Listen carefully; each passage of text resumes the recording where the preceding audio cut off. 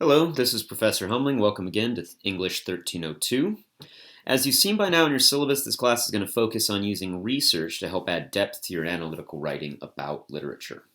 Now, the word analysis comes from roots that mean to cut, all the way back to ancient Greek terms meaning to loosen up. So, analyzing means we're going to be breaking something apart to learn how its parts work. I always say that analysis is a two-part process. First, you ask yourself what the text is doing, and then you figure out why it's important that it's doing that.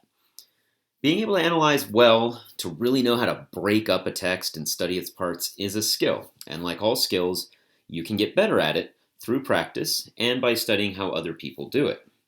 That's what we'll be focusing on for the first several weeks of this class. Now, in a face-to-face class, one of the best ways to get this experience with analysis is through discussion. That's always tricky with an online class, though. Discussion boards are never quite as good as face-to-face conversation with one another, but we'll have to make the best of what we've got. So, how to do that? Well, there are many different forums here in the class. You can always access them through resources. We're going to scroll down and start right here with fiction. Now, when you begin, there will always be a thread waiting for you. But I'm going to start a thread for the short story 2020. Now, this is a type of short story called flash fiction. And you might think that a story this short doesn't give us much to analyze, but even flash fiction can have enough moving parts to really get us thinking. So, now let's say that when I go into a discussion thread for any particular work, like I'm about to click here for 2020, there's nothing there. Nobody has posted anything yet. So that means I get to go first. And there's a couple of different ways that I could start discussion about this text. One way is to post questions about the text, things that either I think might be open to interpretation or that I plain don't understand myself and want people's help with. So let's go ahead and post a question right here. Let's see. Now, I need to think of a good question to discuss. So, what if I say, what is Ruthie bad at? Yeah. So, that question's terrible. For a couple of reasons. For one thing, it's ridiculously easy. She's obviously bad at what the narrator, Bill, well, he's not the narrator, what Bill calls theoretical discussion, right? So the other problem is that that's just a straightforward recall question. It's just asking us to state a fact from the story. It's not open-ended, and it's not going to invite us to analyze the story, so it's really just trivia. So for discussion question, I want to think of things that maybe I'm not sure the answer of, questions that help other people really think about the text, or help me, when they answer, think about the text. So let's back up and try again. Let's go with something like this detail. Why is it important that Ruthie is from Ohio? Wow, a lot of typos there. See, now this is a little better. There's not just one answer for this question, and to really answer it will require us to look closely at clues in the text. It's still not cutting into the text very deeply, though. But I like this idea about geography. It seems important in the story, so I'll try reworking the question again. What if I word it more like, why does the narrator contrast East Coast women and Ruthie? So this is a little bit more of a why question. And I'm picking at some of the assumptions that the story, or Bill, who may or may not be reliable, make about people in the story. So this is a more analytical question. So I think I can leave this one as something that we can get started with discussion on.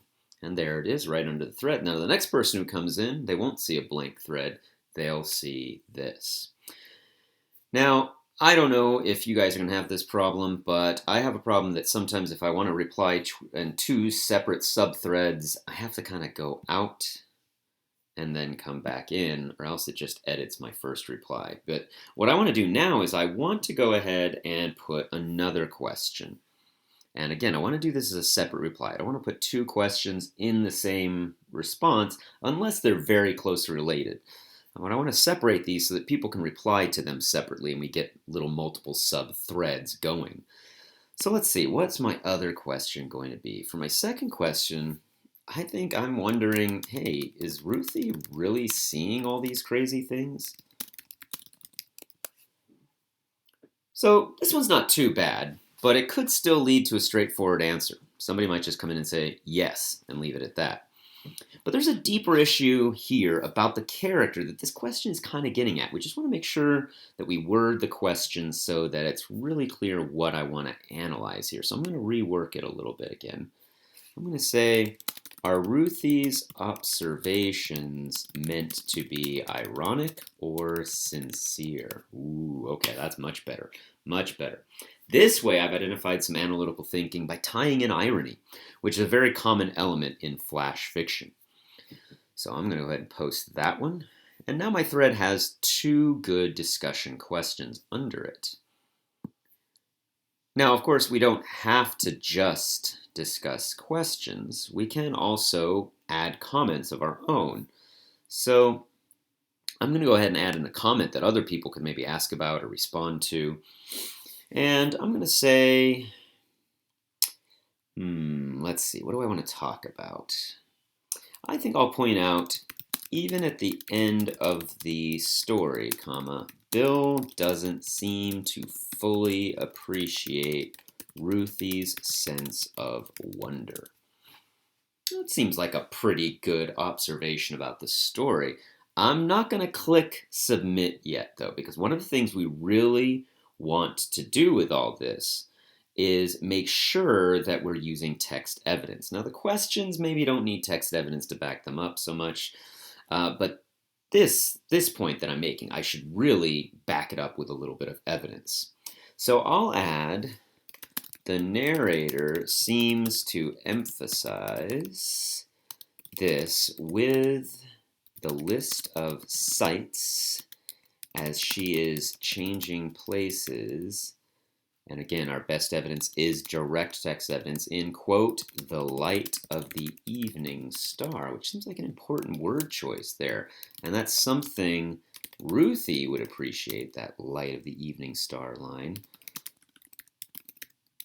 But Bill probably wouldn't. Oh, more typos. All right, now I like this. Now, that's all. I'm going to go ahead and click submit there, and there we go. I've got a little comment that people could reply to.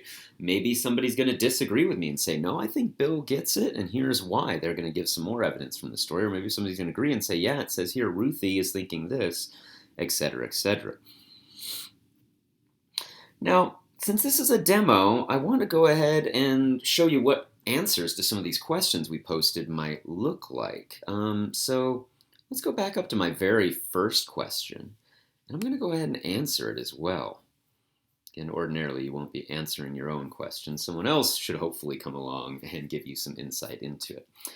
So the question was, why does the narrator contrast East Coast women and Ruthie? So I'm going to say that Bill seems to make assumptions about people based on their background. His view of, quote, East Coast women is very cynical, since he thinks, they, quote, dispute everything he said, lots of typos, because they're from the East, and not because he might be saying things that need to be disputed.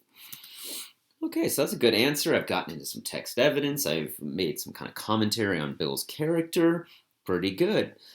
I think that's good enough. I've got evidence. I've got some thinking. I don't want to be long-winded on this, so that'll do. I'm going to post that, and now I've got a little answer to that question.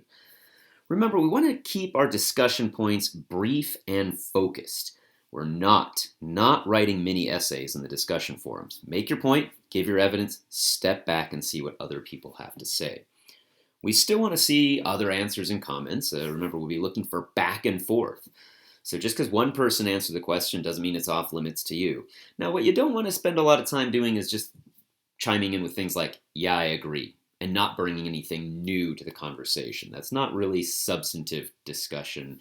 It doesn't really add anything to what we're talking about. So if all you've got to say is, I agree, maybe dig a little deeper, think a little harder about that, and maybe go back to the text and look at it in more detail. Because if you really want to learn from the discussions and get grades that show you've learned, you really need to participate fully and get some ideas going in there. Ask those big questions, dig into the text, provide good evidence, further the conversation. So we'll be jumping into discussions about our texts from here on out, and this is how we're going to get better at analysis and be ready for your big paper this semester. As always, if you have any questions, need any help, just contact me.